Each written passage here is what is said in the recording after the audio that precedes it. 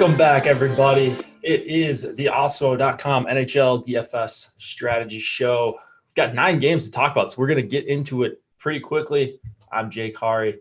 I'm joined by T McB, Terry McBride, brand new full-time member at Awesemo.com, Terry McBride. How's it going, man? Doing well, bud. It's an exciting day, big day, a lot of new stuff that I'm taking on. So, yeah, looking forward to that challenge and not going anywhere content-wise. I'll still be here doing all my different shows and columns and everything. So it'll be fun. I think I'm going to be 24/7 from now on.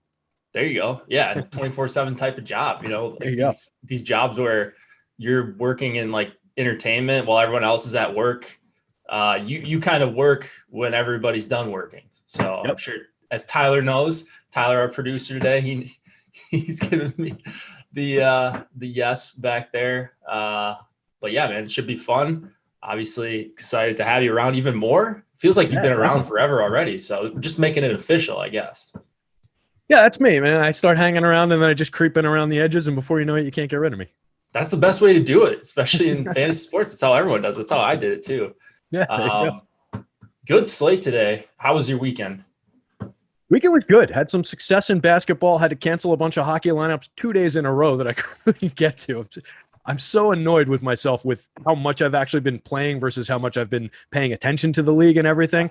I've got to make time to carve out some of these DFS lineups. I feel like I'm missing out with some of the opportunity to get on hockey lineups. But the weekend was good. A lot of hanging around the house and a lot of sports watching and everything. It was fun. Good to hear. Yeah. I mean, tonight's a pretty good night to get into it. I don't know what NBA's got going on, but I do know we've got a bunch of NBA shows after this. So if you're looking for that and you're just the people that are watching or listening, we've got a bunch of stuff coming on after this. So we'll take you 3 hours up to lock there with the tip-off show, deeper dive, and then live before lock coming on after us. But first, we're going to take you through all 9 games. So let's just get right into it. I think we got to be out of here at 55. Yep, 55. All right, there we go. So we got about. What do you got? NBA cool Cats packs to buy? So what's that? Oh, is that Top Shot? Do you do that? Yeah, I do. Okay. I've gotten I'm not judging than I ever intended. I'm not judging. Yeah, I mean, if you were early on that, I think some people are making some good money. So there's a ton of money to be made, and we won't go too deep into this, but you have to know how to play the market right, and there's a bit of a waiting game going on with some of it too for market to catch up with where we're speculating things to be. So it's been fun. It's definitely interesting, but more into it than I thought I was going to be for sure. Yeah, I don't know. You might have to give me some pointers here along the way, especially if I'm going through a downswing in NHL DFS. So we'll see. We'll try to correct it. Otherwise, I'm going to be hitting you up for some Top Shot tips. Let's start with the Islanders and the Buffalo Sabres. 3 implied total for the Isles, 2.5 for the Sabres. It is going to be Ilya Sorokin for the Islanders and then Linus Ullmark for the Sabres. Buffalo hasn't played in a while. We've got a few teams that haven't played in a while coming back. It feels like 5 or 6 teams were put on the COVID. I don't know, like a bunch of guys were put on the COVID protocol, had outbreaks, I guess is the best way to put it, right at the same time. And so a few of the teams haven't played. We got a few more coming back tomorrow. Buffalo is one of those teams. Looks like they're going to have most of their top forwards. Sam Reinhart is going to be a game-time decision. And then one of their top defensemen, Brandon Montour, is also going to be a game-time decision. I thought I saw Jake McCabe was also going to be a game-time decision. So Buffalo could be in a world of hurt if those 3 guys are out. They're not a great defensive team anyways. They are the underdog here. But we've got to line this top line for the Sabres. Eichel, Skinner, and Olofsson. With $2,800 Eichel, looks like they're going to be pretty popular. Surprised to see them as the most popular line in this game. What are you eyeing down here, Terry? Yeah, I think that top line is starting to make some sense. They're not drawing a ton of ownership, which, at least in the last update. And the pricing is, not crazy expensive. So I think that makes sense to get to as a line. Skinner brings down the price on that line a lot if you're going for the full stack. I was just jumping over to see where they rank out in our top stacks tool here real quick. But that was the line that, kind of jumped out to me. And yeah, to your point, these guys haven't played since I think it was the 31st against the Devils, who also I think haven't played since then. So kind of a long layoff. That's a more than 2-week layoff. So it'll be interesting to see how they skate when they're back, if everybody's in full game shape and everything. But yeah, it looks like that line ranks out decently well. It's the cheapest of the top, let's call that, just eyeballing it, 10 lines in the top stacks tool. So you're getting to them with some value, not a lot of ownership. Always a good combination. A little bit on the negative leverage side, but when we talk about that leverage score, when you're getting a cheaper line, when you're getting something that looks reasonable, you can go a little bit into negative leverage without really worrying about it, as long as you're pushing beyond where the public is. So if you're doubling up the public on something that's 6% owned, you're only at 12% exposure. You're not killing yourself if it doesn't hit, and then you're getting well beyond that leverage. So you can negate the leverage score in a situation like that. Yeah, I don't have a problem with Buffalo 1. I was just surprised to see them close to double digits in total ownership. So I think Skinner is probably going to be a cash game play for a lot of people. He's a guy who has been buried on the fourth line most of his time in Buffalo, or the third line, not playing with real line mates, playing with Eichel. Like it's a good spot for him for sure. Just from like playing with the playmaker, he's a guy who will attempt a lot of shots per 60 minutes. So he's a good per 60 player, just kind of hasn't got the opportunity. Now he does at 2,800. So can't argue with the Buffalo top line. I think I prefer the Stahl, Hall, and Reinhart line, if that's going to be a thing. We don't know about Reinhart. It could be Rasmus Asplund, but I think he was just skating as a placeholder. So I'm hoping that Reinhart can plug that second line in at low ownership. I love playing Taylor Hall, low own Taylor Hall whenever I can. So I might pivot to the second line, get some exposure there. On the Islanders side, I want to go Barzal, Lee, and either Bailey or Eberle. Bailey 3,800, Eberle 5K. Just if Buffalo is missing some of their top guys, they're coming back from COVID. Who knows how their conditioning is going to be? I think they've skated maybe once or twice in the last 2 weeks because they haven't been allowed to. And so I like the Islanders. I mean, they've been playing through. They haven't had an outbreak recently. This top line's been playing well. So I'll go to some top line Islanders and maybe even the top power play with Eberle in there. Not a ton on the blue line that I'm looking at. Is there anyone that is catching your eye there? On the Islanders side, I think Pulock, if he's playing, you get the power play correlation if you're going to that top power play unit, particularly if you get Eberle on the first line where you're getting the full power play correlation on the first line. And then that, I think, makes a little bit of sense. He's popular, almost 10% owned on FanDuel, around the same number on DK. Did I paste those? I might have pasted those into the wrong spots. Let me see. Pulock? Yeah. He's 9.7% on DK. Both sites? Yep. Yeah, I think so. Okay. All right. I thought I might have double pasted the same one into both spots. So yeah, I think he's on the board in play. Interesting defenseman, gets involved in the offense a little bit on the power play. 1 point on the power play so far this year. 5 points, 5 assists overall, 25 block shots. So he's reasonable expectation of points. 22 minutes, 48 average ice time. So he's out there with the top line decent amount of the time anyway, playing on that top pair. So I think you get to him.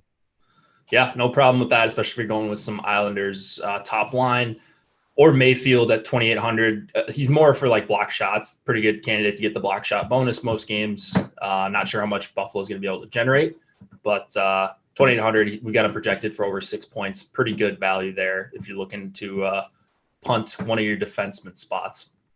Let's go to Columbus and Carolina. 2.5 implied total for the Blue Jackets. 3.2 for the Canes, Korpisalo, and it's supposed to be Reimer. I don't think he's confirmed just yet, but I don't know that. I mean, $8,400 goalie, team that doesn't give up a ton of shot attempts. Maybe not a guy that we're looking to that much tonight anyways on a 9-game slate with 18 potential goalies. Canes, pretty heavy favorites here. Do you have a favorite line? Because they're pretty spread out between their top 3 lines here. Yeah, that's the thing. I couldn't, I like the team more than I like the lines, I think, just in looking at them. This is the third time these two teams are meeting in a week. I think last time you and I talked on one of these, they were going at it for the second night in a row after that weird game. But yeah, just looking at the way that the lines are broken up between how they break down to the power play correlations, okay, it's messy on those top few lines. Aho and Teravainen on the top line there makes some sense to me, maybe as a duo. A lot of experience for those two guys skating together, 716.04 together, 57.8 Corsi 4% rather, 38 to 26 goals, 4 goals against, 140 high danger chances either way, but leading 23 to 18 in high danger goals in their time together. So those two together, if you're looking for a 2-man, and then if it's McGinn on the left, then you can build him in as a cheap third part of that. I don't hate it, but once they step onto the power play, they're probably losing some correlation. So it's not really the best line from that perspective. It's not drawing like immense ownership though. So good team, good expectation that they're going to score some goals and be in play. I don't hate going to it, but it's probably not the best option. Yeah, Carolina is really tough for me to figure out here, especially because Teravainen's not on that top power play, and Stahl is up there. So, I think I'm okay with any of their top three lines. They've got at least a couple parts on each of them that I like. And the most power play one correlation is actually on this third line, Stahl, Svechnikov, and Foegele. So they're really low owned. The second line is coming in really low owned as well. And then Aho, he's one who usually gets some ownership, kind of their top scorer. But under 10%, I don't think McGinn or Teravainen is going to be all that popular. So the correlations on the power play aren't great for this team, but I think it is a pretty good spot. So I'm looking to be over the field on at least the second and third lines and potentially the top line. And then I think Carolina, while you don't think of them as like a team that you necessarily want to stack their power play, I think with the way that their lines shake out here, I think that's something that I'm going to be doing at least a little bit. So I don't know. I mean, if you're getting to it on the third line where not a lot of people are getting to it, it kind of makes some sense. And then like grabbing Stahl and Savinchov and putting them with Dougie Hamilton. Svechnikov, thank you. I'm terrible at these names. No, trust me. I've been doing shows for Awesemo for what, this is my third year, I think. Third year. I still mess up names all the time. And I'll continue to do so. But you just let it fly, and then the chat corrects you. It's great. They're usually pretty nice. Yeah, absolutely. Baseball I'm great with because it's so many Latino names that I'm just, those are natural for me. But some of these Eastern European ones, I just stumble over when I'm getting into them. I think I messed up Giannis's name on the basketball show the other day. I made the mistake of not just calling him Giannis. Oh, you called him Giannis. No. I didn't do that. I just messed up. I stumbled through his last name. I gave it like an okay. That's fair enough. Yeah, I mean. Yeah, but I think that's a full show. So I think if you're going to that third line and trying to get overweight on them, you're getting some of that power play exposure anyway. So it probably makes some sense to staple Dougie Hamilton into that, get a little bit on your defense, correlate that with the power play there. They're an interesting team. They should dominate puck possession in this game, just looking at like the Corsi for percentage for the team and overall. So they should definitely have the puck most of the time, be ripping shots on goal. It just comes down to how those lines, shake out together in terms of where they're going. And the overall goal scoring, 40 goals for only 16th in the league. So they're kind of dead in the middle. They're very good, against, of course, with that puck possession, 33 goals against, tied for 11th in the league. So good team. Yeah. Really good team. I guess the most important thing that I could take away from this game is that I don't really want much on the Blue Jackets side. We're showing basically no ownership for all these lines, but whenever they're like an underdog, or even when they're not an underdog, whenever they have ownership, I find myself figuring out ways to talk myself out of the Blue Jackets line. So, they're low owned. If you like one of them, that's fine. I think I still prefer going cheap with them. So maybe the Stenlund, Domi, and Bjorkstrand line and get 2-3% of them in MME just as a way to get in more McDavid or Matthews or whoever. Chicago One, if you like them. But yeah, there's not really anything I'm targeting heavily on the Blue Jacket side. I think Werenski is out. I'm seeing him in the lineup builder, but I believe he is out with that same injury that he had just come back from.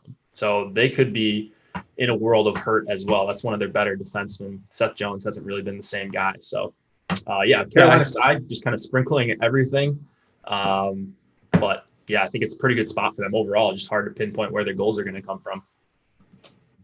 Yeah, for sure. I did have Werenski out, by the way, on this list when I did the lines earlier. So if that changed, I'm not caught up to it, but I think he's going to be out. I think that just looking at the top stacks again, what really stands out about that top line is that they're overpriced for where they rank out.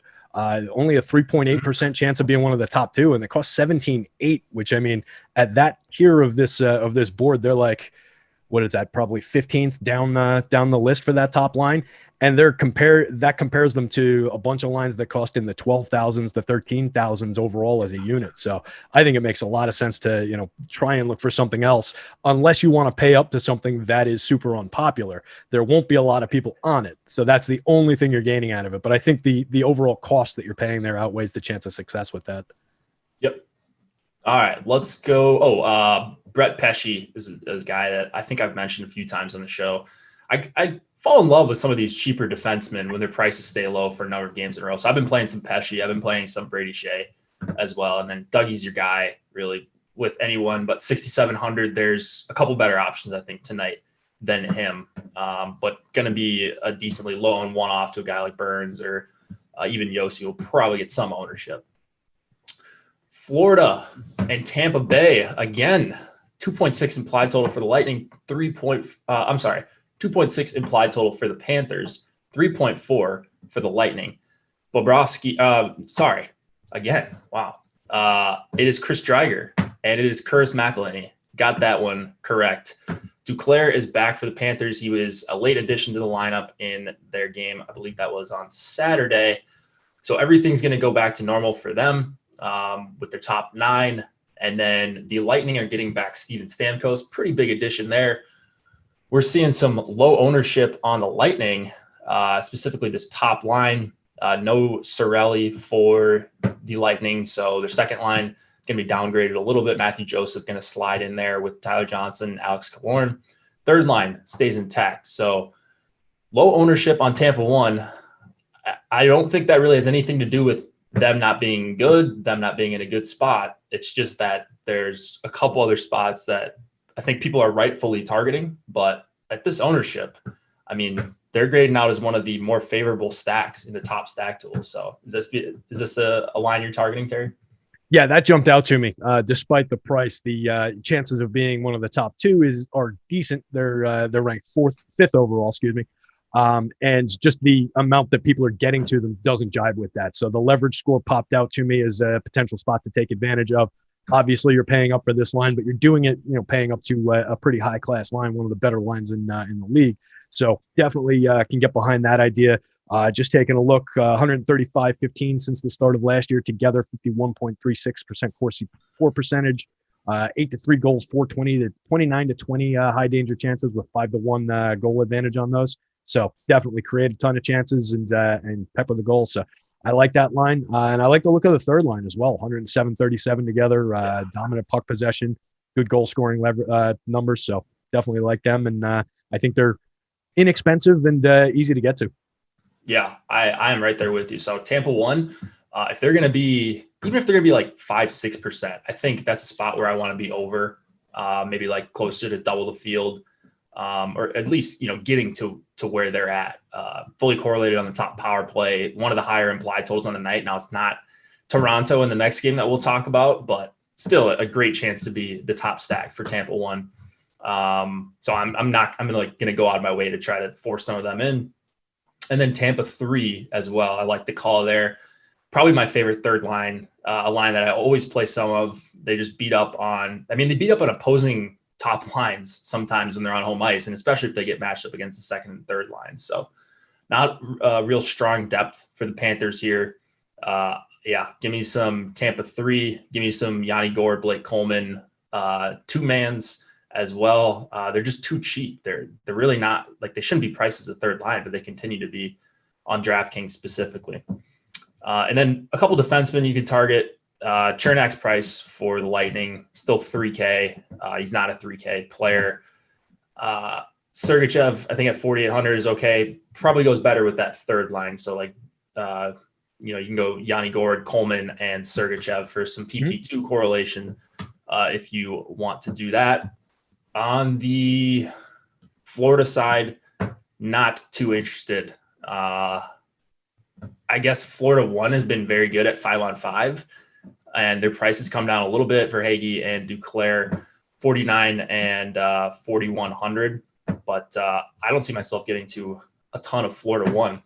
Anything on the Florida side that you're targeting? One was the unit that kind of stood out a little bit, and then I think two / getting to some of the power play, maybe working in either Ekblad or Yandel on the some power play correlation there makes sense. Just given 32.35% power play percentage, 5th in the league, so they're decent on the power play. You mentioned top line is good at 5-on-5, so I could get to some of them. 125 minutes together, 60.74% Corsi for, decent goals advantage, and what I like there is 35 to 14 creating high danger chances. Given up 3 goals and only scored twice, but a decent margin, 71.43% high danger chance for margin. Yeah, actually, that's not a bad call, the power play. I kind of wrote off Florida maybe a little bit too quick there. Tampa taking 4.5 penalties per game so far this season. So maybe some potential chances here for the Panthers. You could take Barkov. You don't have to play Wenberg if you don't want to. I'm not going to trash the guy because he always scores when I trash him on this show. But if you wanted to go Barkov with Hornquist and Duclair or something, Barkov, Huberdeau, Hornquist, maybe that's a way to attack it at really low ownership. So you're going to be unique if you play some Florida. So they're not getting much ownership at all. And they don't project well in our projections, but you can check that out for yourself today if you'd like. We've got free NHL projections. We'll talk about that in just a little bit. Bobrovsky, or I'm sorry, man, I keep seeing Bobrovsky on my sheet. It's Chris Driedger. Yeah. Is he 71 or 6,900? I don't have his price in front of me. Do you know? I've got him at 6,900 on DK, 78 on FanDuel. Yeah. So if you're one-offing goalies, I don't do this too often, but if you are, he's going to see volume.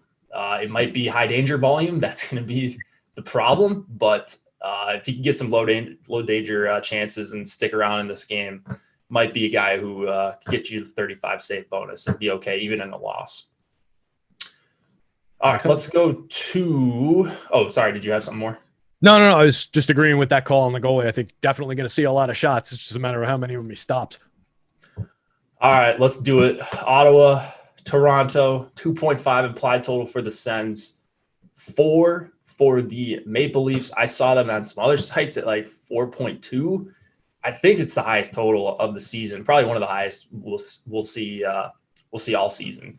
And I don't think these two teams are even close to be done playing against each other. So we might have another game where Toronto gets above 4 in the Awesemo team totals here. Leafs getting Joe Thornton back. They were a really good line with Matthews and Marner. Even though Thornton is about 57 years old, that line was awesome at 5-on-5. So he didn't hold them back too much. Maybe helps them defensively. I'm not exactly sure. Hyman's going to move down to the Tavares and Nylander line. That might do Toronto too some favors in getting them going. Mikheyev, not a guy that was helping him out on that line, but Hyman's still 5,800. He's priced like he's playing with Matthews and Marner. Highest owned stack on the night. Top stack tool says that they're not even over-owned. I don't know, man. How do you not play some Toronto 1 here? Like if you were playing 3 lineups and 3 lineups only, how much Toronto 1 would you have? I would have to think it would be in 2 of them. Okay. It's just I would want to get different with that third one, and probably whichever other favored line I have, I would go 2 and 2 on those, and then build in the value around it. I think, but yeah, I think I would want 2 of this, especially without them being overowned. Like you said, it's sitting right around level ownership. The interesting thing with that is the Chicago 1 line that is so distinctly not owned nearly enough. But they're not, well, yeah, they are a little bit more expensive actually. So that would be the interesting point there. So that would maybe be the one that I grab in the other 2 lineups. There's no way you can put those 2 together, I don't think. Yeah, that'd be, it would. And you're gonna have to leave something off, but yeah. But I'd be playing the ownership game with those guys. But I want as much of this line as I can, given that probability of being one of the top 2. Yeah.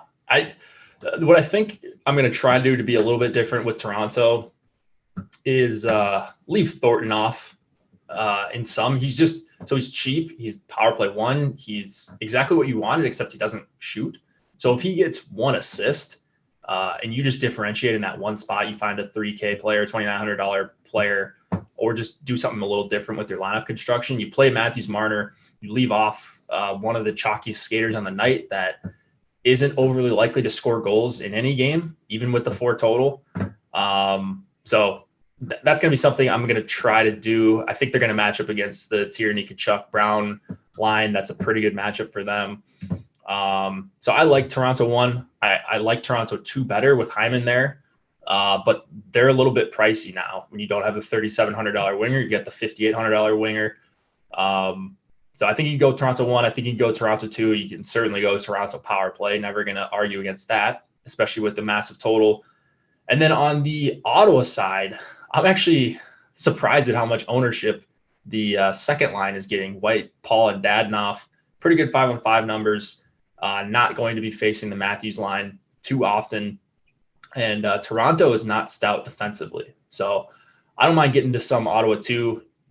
They're only getting to like 3% ownership. So I'm being a bit dramatic there. But I like some Ottawa 2 going against them. And if you're going to do that, maybe you just go with Hogberg and hope he can pull out like a 3-2, 4-3 win and sees a ton of volume.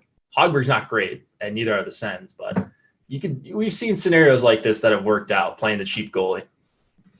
Boy, that's an awfully thin limb you'd be standing out on, but hey, that's how we win DFS tournaments too, though, right? So, yeah, to your point, the Leafs are favored by as 75% win odds on this one. So, I mean, you're taking a chance there. Team save percentage for the Sens 88.7 so far this year. Ouch. But yeah, I don't hate the idea. You can definitely do some interesting things if you're going that way. The interesting thing, just looking at that Sens 2 line in the top stacks tool, they're way down the board in terms of being anywhere near being one of the top lines. Where you're getting, anything out of them is on the price. Only 10-4 on DK total salary for that line. So I'm actually surprised they're not owned a little bit more than that, given how inexpensive they are and how pricey some of these other lines are. I think they benefit a little. You get like Detroit 1 in there, ranks way higher and only costs 12.2. So a lot of people probably defaulting to that. But if you're looking for a value line, it maybe makes some sense to go to this second line from Ottawa because they're so cheap and because they probably should be closer to 7-8% owned or even a little bit higher, given what we want to pay up for. They might be closer to 7-8% after people watch this show. So we'll find a little Ottawa 2. I'm not going crazy with them. I think I don't think I'll get to double digits, but if I'm at 6-7% of a 3% owned line, pretty comfortable with that. Yeah, I try not to go too crazy with these cheap lines. But that's where you can build in some good GPP differentiation when everybody's on the one value line. If you're on the other value line and they connect and the other one doesn't, you're setting yourself way apart from the field while you're still paying up to those same other units. So yeah, for sure. Yeah, I like that a lot. Not crazy about the top line for the Sens. I just think it's a really tough matchup. They're going to see a lot of the Matthews, Marner, Thornton line, which was really awesome defensively in a few games to start off the season when they had Thornton. Let's go to Chicago, Detroit. 3 implied total for the Hawks, 2.5 for the Red Wings. It's going to be likely Kevin Lankinen and Thomas Greiss. I believe he is confirmed for the Red Wings. He was in the starters crease this morning. I remember seeing a tweet. We're showing a very favorable numbers in the top stack tool for Chicago. 1, DeBrincat, Suter, and Patrick Kane. I think the second line is definitely in play for the Blackhawks as well at some lower ownership. Is there anything on the Detroit side you like? I'm very surprised at the ownership we're seeing on them. Just taking a look, the second line I think is maybe a little bit interesting given their ability to control the puck with some of those guys that they have on that line. Not a ton of time together. When I pulled them up, only 19 minutes together, 55.17% Corsi in that tiny sample, trailing 1-2 in high danger chances, no goals scored. Top line also not a ton of time together, but they were in their 32 minutes, 39.58, pretty weak on the puck possession, also no goals. So just not a good team. They're 4-10-2 on the season, 10 points. They're one of the few teams that's not tied at 18 points in that Central Division. There's just a whole big group of teams that are all together there. But they're down in the bottom of it. So, just not a team that I really would be excited about getting to. Nothing really hops out at me. Was there anything that really stood out for you? On the Detroit side? Yeah. Just the ownership. The ownership is high. 2.5 implied total. Their top two lines, I believe, are going to come in as two of the most overowned lines on the slate. So maybe their ownership comes down a little bit. Maybe we're overshooting this. I'm not sure if this many people will be interested in playing Detroit, but like Larkin and Zadina, I can see them being a popular combo. And then the people that use optimizers, like you're going to get Matthias Brome or Brome. I can't remember how Cliffy pronounced it the other day, but he's showing double-digit ownership as well.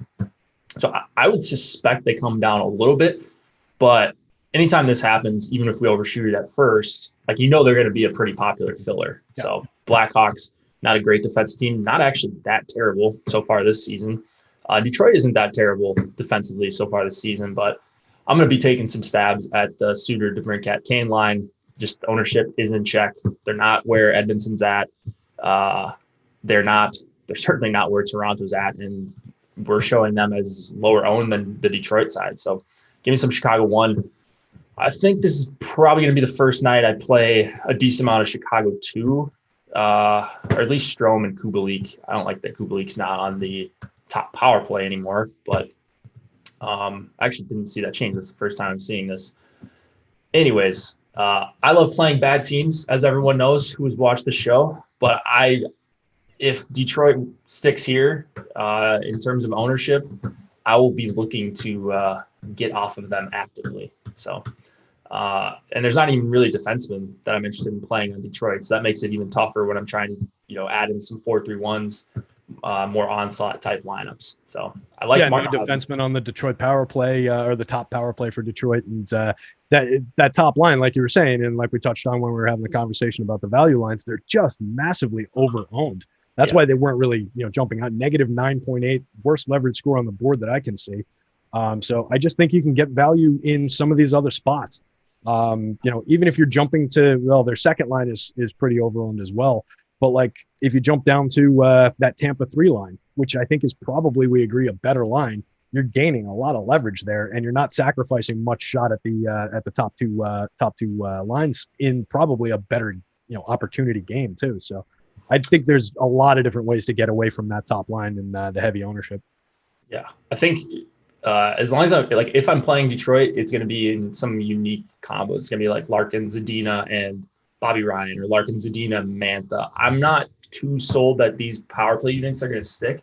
Like, why would you have Mantha on the second power play?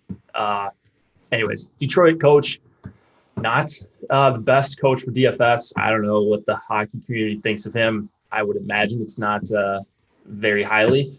But anyways, they do weird stuff all the time. So I think you could go and just play like Detroit's best players, hope that Larkin gets put with Ryan and Mantha at some point during the game. It's not the worst bet in the world. You play guys, like, you're going to have a unique combination of guys that otherwise look highly owned. So there's an argument for Detroit because they do have a few good players that are worth targeting in this game. I just can't get to the full stacks at these ownerships. All right, before we go to the next game, I mentioned we have free NHL projections for today. So each day we unlock a piece of premium content for free when we don't have other deals going on. Today, it's the NHL projections. Also, if you're sticking around after this, we're playing some NBA DFS. I'm sure Terry will be watching the shows. He'll be using the NBA projections. You guys that are watching or listening, go to our NBA projections page. They are free for today only. A little peek behind the paywall. If you are interested in getting some NHL news and some cool videos that are happening as the slate's going on, at Awesemo NHL is our Twitter account. A bunch of good content over there, a bunch of stuff that happens in Slack whenever we alert the channel. A tweet goes out there as well. And if you want to join NHL, we've got a weekly NHL package for just $11.95. With that, you would get those projections, ownership projections, which are huge. The top stack tool, which kind of puts everything together, one comprehensive look at the entire slate, and then the lineup builder, and last but not least, premium Slack. We've got a really good Slack community. So a lot of guys in there looking to help, myself included. Terry's in there from time to time. Cliffy, Josh, you guys know the deal. Best information we can find. And yeah, go use those projections, NBA and NHL, for free today only. Nashville and Dallas, 2.3 implied total for the Preds, we've got a 3.1 for the Stars. Could be Saros for the Preds. It could be Rene. We'll find out probably at about 8:10 Eastern time. Is there anything you like here, Terry? Let's see here.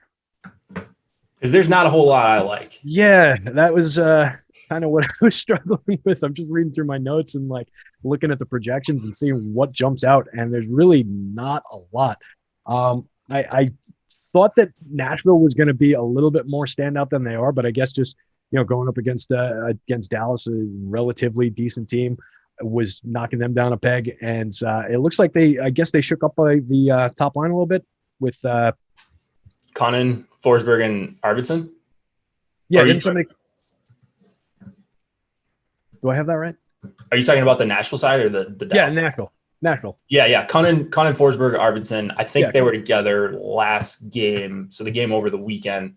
Cliffy was. I've got 17 minutes together. Yeah, 17 minutes together, and 1-1 generated 4 high danger chances, gave up 1, no goals on high danger stuff. So minimal sample together. Arvidsson and Forsberg, maybe you can look to those guys, but yeah, nothing really leapt out at me. I do like the Nashville defensemen, like we've talked about on shows before, Roman Josi and Ryan Ellis, working them in probably as one-offs, but maybe if you wanted to correlate the power play with Arvidsson and Forsberg there on that top line, that was really the one that kind of stood out. I guess you can, definitely try and make an argument for the second line with Yarnock, Duchesne, and Granlund there as well. Just trying to jump over to top stacks and see where that line ranks out. Yeah, that one's pretty far down the board, so not getting much out of that. It's a cheap line, under 12K, but you're not gaining very much in terms of potentially being one of the top 2. Yeah, there's just not a ton to like on the Nashville side. From a forwards perspective, Dallas, pretty good defensive team. I mean, it's a 2.3 implied total, so I don't think you're missing out on much. If you skip this game on a 9-game slate very often, if you wanted to go to a cheap second line, the Duchesne, Yarncroc, and Granlund line, I think that's fine. I mean, they don't need a ton to be the nuts there. They fit with Edmonton or Toronto. But again, just not a whole lot to like. If you wanted to go to the defenseman, Josi or Ellis or Dante Fabro, 3,800. I mean, that's perfectly fine with me. On the Dallas side, I guess I am like looking at my exposure. I'm somewhat interested in the Hintz, Gurianov, and Robinson line, or just like a power play stack for the Stars. Nashville having trouble keeping out of the penalty box so far this season, 66 penalties taken in 15 games. So they're closer to 4.5 per game. Total over 3. It's not really anything about the matchups. It's just that I don't think Nashville is a very good team outside of that top pairing, Josi and Ellis. I think after that, they can be had. So I'm targeting them some with the Hintz line and or Hintz, Gurianov, and like Pavelski or JB Ben with Klingberg. So I'll mix in some Dallas 2. Dallas 1, I mean, just really like Pavelski's really expensive.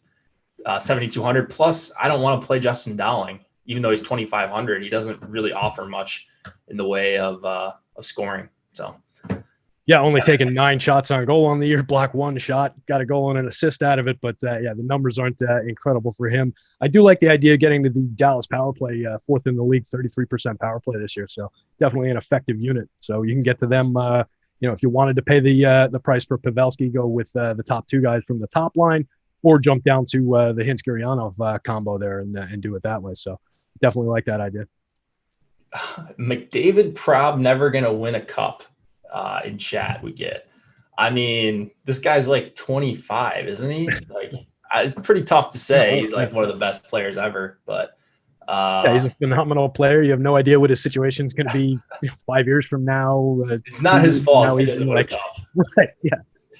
Nashville 1 went to Duchesne halfway through. All right, even more reason to maybe get off of some Nashville. That's Josh in chat. Had more time with Duchesne, Arvidsson, and Forsberg. Okay, so all right. Yeah, I mean, Nashville already a team that I wasn't crazy about playing, and if they're going to possibly switch lines in game on a 9-gamer, I will be looking to go elsewhere. Like Winnipeg and Edmonton, 3.1 implied total for the Jets, 3.4 for the Oilers. It's going to be Hellebuck. It's going to be Mike Smith in goal. I believe Puljujarvi is going to be back for the Oilers. And that would mean James Neal, I believe he's going to be out. So someone correct me in chat if that's incorrect. But that's what I saw this morning. Draisaitl with Cahoon and Yamamoto as that second line. Winnipeg missing Pierre-Luc Dubois. He's going to be out, so they're going to go with Stastny, Connor, and Ehlers. And that second line, Scheifele, Wheeler, and Kopp. So mixing it up in their top six, but keeping the same six guys in the top six. I mean, I guess Edmonton 1 is the play here, but are they the play over Toronto is going to be the question. So you're paying a little bit more for them, but you're getting them at almost a third of the ownership. So I think that price difference is maybe pushing people toward Toronto a little bit more. Obviously, it's a dynamite line, one of the top units in the league, so we can get to them all day. And if people aren't getting there, it makes a lot of sense to start trying to find ways to pay up to it.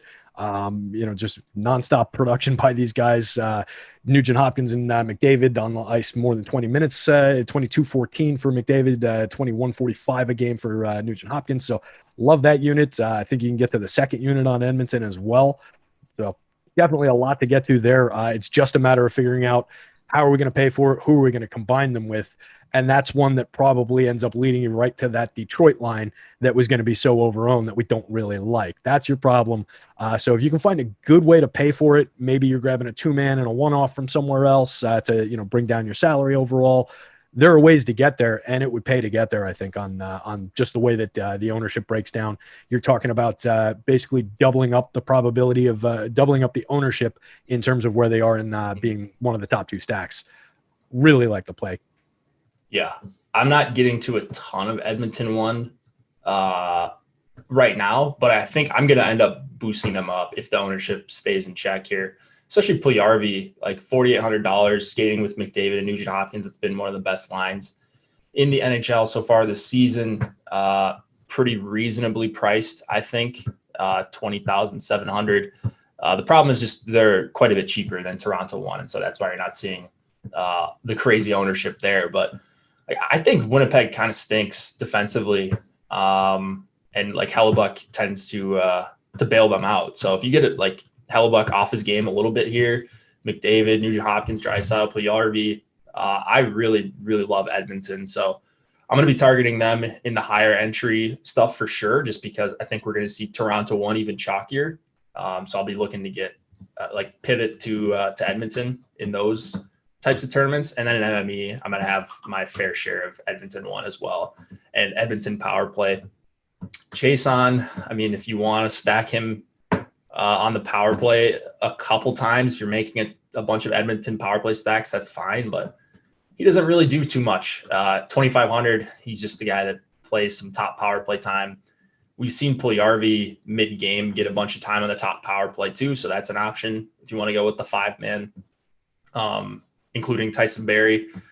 On the Jets side, is there a Jets line that you like over the other? They look pretty equal to me. Stastny, Connor, Ehlers compared to Scheifele, Wheeler, and Kopp. Yeah, those nominal 1 and 2s are right next to each other in the top stacks tool. They cost pretty similarly. They rank out pretty similarly, and they're going to be owned pretty similarly. Getting positive leverage on both, I think it makes sense to look to both units to start mixing them in. I think there's definitely production in those guys. So it'll be interesting to see, what you're getting to in terms of, how the power play units break down, but there is some correlation across those units. So I definitely think we can get there. And, it should be a game with, a decent amount of scoring, a decent amount of action, shots on goal both ways. So I like the opportunity basically up and down this game.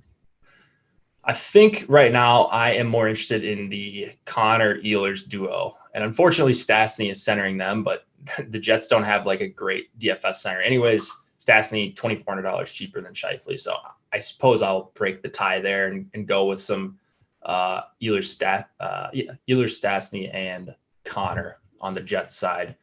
And then on the blue line, not a whole lot to love outside of the obvious Tyson Barrie with your Edmonton power play stacks. Wouldn't really use him as a one-off at that price. And then maybe some Evan Bouchard, but he is up to 3,600. So not like close to min salary, like we were playing him some last week. And I think he scored a goal. But yeah, this one pretty straightforward to me. Just trying to jam in a bunch of Edmonton at less ownership than Toronto. Any love for on the blue line? Any love for Neil Pionka on the other side from the second year? Sorry. Yes, that is a good. Yeah, cheap and productive. Yeah, that's a good call. He's always a guy that I get to. I think it's his assist rate, but like he's had a pretty good assist rate over the last couple seasons. So close to that 2x value threshold. Yeah, 9 on the year already, 10 points, 2 points on the power play, 16 blocks, seeing 22 minutes of ice time a game, and only cost 4,900 on DK, 49 on FanDuel, 48 on DK, under 2% ownership on both sides. Yeah, I like it. We did get a super chat from Clayton. Again, thanks for what you guys do in Slack. The edge is more than significant. This honest advertisement is free. Well, it cost you $5. It was free for us, but it cost you $5. Thanks again for that, Clayton. Wishing you continued success. Very good sub. Love to see there. It. Yeah, it's just always very nice. I mean, he's donated to us like 10 times this season. So must be doing okay. Appreciate it. It's Nhl Dfs. Yeah, we appreciate it. Yeah, for sure. I don't know about you, but I love seeing the screenshots from people when they pop up, even if it's something I wasn't involved in, just Twitter or whatever, when they're tagged with people winning. I just love it. Did you see we had a 100K winner in NBA last night? I did. Yeah. We've had a bunch of those guys this year. Yeah. We are making people money in all these different sports, to be honest. You see it constantly just in the Slack channels, but yeah, NBA's been crushing it. Yeah, for sure. Had a couple nice ones in NHL as well. So let's keep that up. Calgary, Vancouver, 3.2 implied total for the Flames, 2.9 for the Canucks, Markstrom and Demko. Since the show started, it appears Markstrom has been confirmed. I'm going to check on that really quickly. Yep, he was confirmed 48 minutes ago, so basically right as we started. Okay, so we had this exact same game Saturday, 2 nights ago, and Cliffy and I were both pretty excited about some Vancouver. They absolutely destroyed them in the possession game. They won the game 3-1, but the goals were not what we expected. We were expecting them from the top lines. I think there were 2 unassisted goals. I think there was like a Brendan Sutter unassisted goal or Antoine Roussel. Anyways, it did not work out as we intended, but they had a ton of shots. Markstrom for the Flames has been playing awesome so far this season. And he could do it again, but I am going right back to the Canucks. I think outside of outside of Edmonton and Toronto, I'm targeting another Canadian team, and that is going to be the Canucks. So I love the top line. I love the second line at their respective ownerships, and I love the power play. So I'm hoping one time we get Markstrom a little bit off his game, because I think the Canucks are going to put up a ton of shots once again. Yeah, they stand out among those top units. Another line that is not incredibly expensive, not getting overowned for the probability of being one of the top lines. So a little bit off the radar, I think. Not fully off the radar. People know that that's a good line to go to, but it doesn't look like they're really flocking there, just given the overall talent on the board. So I think that top line unit from Vancouver makes sense. I love these series that they're doing too. This is the 3rd out of 4 straight that they're playing each other, and it's 1-1 right now. And after those last 2, so it's just a fun way to do the schedule. It leads to weird stuff though. Plus, with the COVID stuff, I just made a note of this when I was looking through some of the standings and everything earlier today. We've got the Canucks leading the league with 18 games played. In a 56-game season, that's 32% of their season is done. The Devils have played 9 games. That's 16% of their season. That's just bizarre. It's such a weird year. So just thought that was wacky and strange. But yeah, going back to DFS, that Vancouver 1 line definitely looks very solid. The second line is further down the board than I would expect, but it's another unit that comes in. They're only 12.8, and they're not extremely popular, under 5% owned, not near the top of the board as far as in terms of being one of the top 2 probable stacks. But it's another potential unit that you can combine with some of those expensive ones where you're looking for value, looking to get off of those chalky value lines.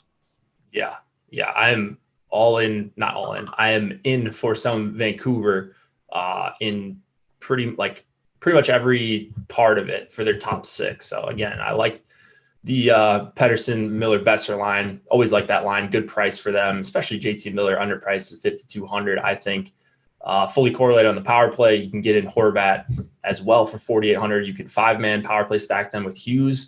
That's where the majority of Hughes' value is going to come from 5,300. If he is going to have a big game, it's going to be through these guys. The Horvat line has actually been really solid at 5-on-5, like their only good line at 5-on-5. And they're going to take the Lindholm, Kachuk, Dylan Dubé line, hopefully limit them. And then the Pedersen Miller Besser line has ran over Monahan and Gaudreau a couple times so far this season. And I would expect them to do the exact same. I mean, Vancouver on home ice gets last change, and potentially no Michael Backlund for the Flames. That would be a big boost to the Canucks as well. Maybe get some additional time against Milan Lucic and co. Yeah, I love it for the Canucks. Doesn't work out for the 3rd time in a row. Maybe I'll rethink my strategy. But yeah, Liquid Demon says Jake is on the Canucks this year. I am, and it has not worked out very well. Yeah. But I mean, that Hoglander Horvat line, 129 minutes together this year, 57.25% Corsi play, great puck possession. Just scrolling through some of it, 7-5 goals, 4 goals against advantage, 27-25 high danger chances for and against, and they've converted 5 and only allowed 2 of those. So definitely good unit, and I think that could be a sneaky pick. Yeah. All right, last game on the night. I haven't asked so far yet, but we just got to 200 watching. If you guys could drop us a like, that helps us out a ton, helps us continue to do some free content. And then if you want to support us even more without actually spending your dollars, feel free to do that, awesemo.com/join. But if you don't want to spend any money, subscribing to the channel is the next best way to help us out. You get to know when we go live, not just NHL, but PGA. We had a show earlier. We've got a bunch of NBA shows coming on. We've got MMA, NASCAR. We've got every sport that there are DFS contests for. So subscribe to the channel, and it's just more information for you to get some helpful free content. Ducks, Sharks, 2.6 implied total for Anaheim, 2.8 for San Jose. It's going to be Gibson likely for the Ducks. Martin Jones is confirmed for the Sharks. No Erik Karlsson is the big news out of San Jose. So that's going to open the door for someone on the top power play. I think it's probably going to be Evander Kane. You're going to get full power play correlation with the Couture line. So that's the one that's a little bit more popular. I think you've got 2 quality options on the Sharks side. And then Brent Burns might play 30 minutes tonight with no Karlsson. So he should be in your mix at 6,500. He's my favorite defenseman. What sticks out to you, Terry? That was going to be something that definitely jumped out, regardless of the popularity, regardless of the price. I think he makes a ton of sense. He's going to be on the ice the entire game. If you're getting the full power play correlation with Kane on that top unit, I like that a lot. They definitely stand out on the on Awesemo's board. People are getting to them. They're just right around like dead even on the leverage, but you're not paying a huge price for them. They're one of the cheaper top stacks available. So I think it makes sense to go to them as just one of your kind of reliable units that you can plug and play, and start looking around for other upper tier lines that you can stack them with that aren't, maybe necessarily from the very top of the board, but you get them at 17, you get another line at 15, 16, 17 range. And now you can do some things like they would probably stack together decently, maybe with Buffalo 1, just looking at some of the overall pricing. You have to work in some of those moving parts, but I think you can do some things with that line. So they make a lot of sense there. Second line comes down the board a little bit, but it gets even cheaper. And people are getting to them, I guess, a little based on that. But I think there's some skill on that line, and I think it makes sense to maybe push around the field a little bit over if you're looking for another value line to work with. They're not like an extreme value, and they are getting owns around 5%. But if you wanted to get a little bit beyond 5, I think you could gain on the field from doing that. Yeah, I like me some San Jose too, as well. Not a whole lot I'm looking at on the Ducks side. I think this is going to be one of those situations where, this is the last game of the night. So depending on how the night's going, I might end up with a lot of San Jose and swap a couple lineups if I, need a Hail Mary or need to sneak into the mid cash in one of the higher entry tournaments, and swap to some Ducks with, if I have San Jose 1 plus Burns, swap to Ducks 1 or something, Ducks power play with Shattenkirk. I know it's not sexy, but Those are the kind of swaps you got to make sometimes. You get more information as the slate goes on. So I like the Sharks. Might end up swapping to a few lineups to the Ducks, but probably not going to start out with too much of them. Anything else before we head out of here? Just if you do that, you're getting to them cheap, and you're probably getting to them with very little ownership. To your point, if you need some miracle tournament-winning pivot that nobody's going to be on, when you do that, and when you do that as a late swap in particular, it's something that just nobody's going to be at. So I don't love the upside of the team, but in that kind of a perspective, it makes a lot of sense. And yeah, I think Shaddy's in play as a inexpensive defenseman from the top power play unit there, only 3,900 on FanDuel, 42 on DK. Makes a ton of sense. 22 plus minutes of ice time so far on the year. Blocks some shots, participates in the power play, 4 assists so far on the year. So decent player. I'm still bitter about him, about what he did when he was here in New York. We'll save that story for another day. All right, we're going to get out of here. Hit the like button on the way out. Subscribe to the channel. Check out the free NHL and NBA ownership projections today. Not ownership projections. Projections are free today for those 2 sports. Good luck tonight, everybody. Myself and Cliffy tomorrow, same time. See you then.